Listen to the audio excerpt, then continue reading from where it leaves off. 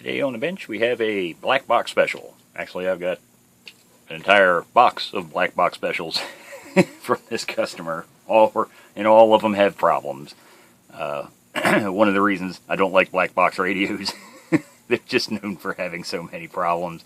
And it's honestly, it's not just the export radios anymore. Even the radios sold in this country nowadays, they're just a faint glimmer of what they used to be back in the heyday. I mean, the build quality is just, man, it's just not there anymore. And this radio proves that. So, troubleshooting on this, or actually the fault. High SWRs and little to no output power. Pop the covers off, just gave it a quick eyeball real fast, hooked up the power cord, dummy load microphone, key the mic, sure enough, absolutely no output power whatsoever. SWR meter, yeah, through the roof on the radio. So I don't want to key it for very long, because apparently it has a serious problem. And it's a serious, very minor problem, I guess you could call it. So troubleshooting was very simple. One of the first things you want to do when you're troubleshooting is, especially on stuff like this, it's not uncommon to see radios like this that have been to several shops in their life. Because like I say, these modern radios just don't hold up. And one of the biggest problems is soldering on these things. I'm not sure what, I understand it's wave soldered, and that's has been done for decades. It's not that it's wave soldered, because wave soldering can be extremely, actually probably more reliable than hand soldered, because it's automated. You have the ultimate control over I just think the problem is the solder that they're using. Now, I understand everything switched over in manufacturing years ago, actually, to lead-free. Pain in the butt to work with, higher melting point, but done properly, even lead-free solder, especially for wave soldering. Now, from a technician's standpoint, I don't use it, because for rework, like I say, you need a lot higher temperatures. But for manufacturing, it's fine, because like I say, there's a gigantic molten bath of solder there. So, one of the first things to look at, bottom side of the board. Inspect for bad solder joints. Now, this one had apparently been to someone before, because like I say, it's not uncommon to see radios like this that have had just continuous problem after problem after problem. You'll fix bad solder joints, a couple months down the road, more problems. Send it to somebody else, they fix a couple bad solder joints, you send it to somebody else. So it's not the shops you're sending it to a lot of times. Now, don't get me wrong. The shops do some weird, wacky shit to radios sometimes. But, as far as bad solder joints go, there's really nothing we, as the techs, can do other than completely resolder the circuit board. And I can't even imagine how much I'd have to charge somebody for completely resoldering an entire board. Because I'd have to pretty much desolder it first, because I'm using leaded solder when I do my work. But like I say, this one's no exception. It apparently has had bad solder joints before, because there's a little sticker, and I kind of like this guy. This is actually a good idea. I might have to steal this. I really like this. It never dawned on me to do. Now, I've seen people write shit on the inside of the covers, but this one, just Radio T, so I guess that's the name of the shop, but radio lost receive volume, resoldered receive section, tested and working good. Needs more testings, got a date, and even the radio serial number. I think that's a really good idea. I've got a thermal label printer.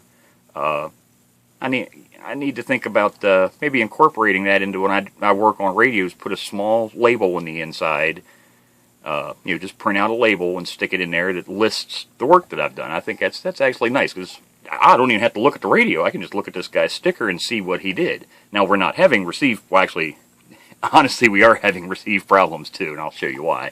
But the biggest problem, of course, is transmit. But like I say, that's really nice. I like that. Thumbs up to that guy for doing that. I think that's a really good idea. And it's professional looking, because it's a printed label. Like I see guys in there, they scribble shit in there with Sharpies, and great. Some of these guys have writing like doctors, so yeah, it might be fine for you people that can read hieroglyphics, but for us normal people, man, sometimes I look at that handwriting and it's just woo. But so I inspected the solder side of the board. Everything looked okay, just a quick glance. Didn't get out a microscope and look at it. Just with the naked eye, it looked fine. And the first thing you notice up on this side is, because I looked back here, because we're having transmit power, high SWR, so we want to look in the final section. We want to look at the RF final section, because apparently something's going on back here in this section. And the first thing that jumps out and, just about whacks you in the face is there's a little foam block right here. Well, there's a gigantic, I don't know how, there we go, trying to get it in the camera. There's a gigantic, huge melt spot in that foam block.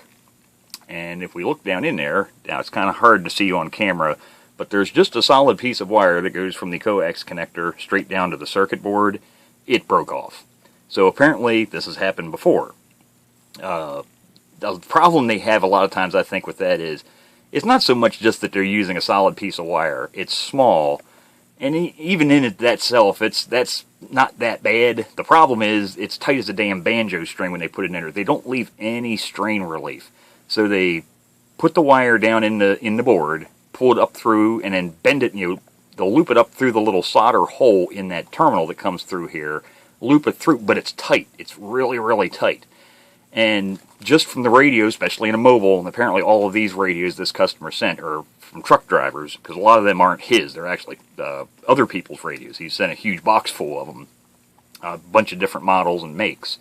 But, from bouncing around, the board can flex a little bit. Even though it's attached along the sides, the board can flex a little bit. Yeah, those wires, it's not uncommon to find that. So anytime you have no output power, low receive, and especially when you also have high SWRs, because if you don't have any output power, you're not going to be showing high SWRs on the SWR meter that's built into the radio. So that's the big key, that you've got RF energy, it just, for some reason, it ain't making it out the backside of the radio. So this will be an easy repair. Now I'll make it a little bit more complicated in that I'm going to remove the SWR board here, because I want to get good access in there. I'm going to remove that little piece of wire, and I'll put in something a little bit more substantial. But other than that, that's all, the eyes. Man, I tell people a lot of times these modern radios, there's a lot of times, I don't care if you're a truck driver, there's a good chance a lot of times nowadays with these modern radios, you could fix it yourself. And if you don't do anything to it, it's not like you're going to damage it just taking the covers off. If you take the covers off, you flip it over, you look really close, look over at all the solder joints, and you see a bad solder joint, buy yourself a cheap Chinese soldering iron. You don't need the best in the world because you're not doing this for a living. Buy yourself a cheap $2.99 soldering iron. Now, I would suggest highly that you get good solder. I use strictly silver solder. It's a silver composition. It's called silver bearing solder. I use that because it has a higher tensile strength. But, the good old 60-40 lead composition rosin core solder is just fine. But, you can go to Radio Shack and get little small rolls if you happen to still have one of them. I keep this one around just for demonstrating. Here's a good example. This is 6236-2 silver bearing solder. So there's 2% of what's in here is actually silver. But like I say, you can pick up little small rolls, so you don't need to buy a 1 or a 5 pound spool of solder. So you pick yourself up a little spool of solder, a little cheap soldering iron, and if you see some bad solder joints, try reflowing them. Just make sure you don't short out any adjacent, to any other solder pads and cause more problems than it already has. But, I think a lot of times customers could fix their own radios with no test equipment. Just look it over, because like I say, these radios are just so prone to bad solder joints and problems like that. So, the only thing you'd need in addition to fix this would just be a piece of wire to go from the antenna connector back down to the circuit board. So, dust off that soldering iron and give it a try sometime. You might be surprised. You might actually be able to fix your radio. And like I say, save yourself a few dollars in the process.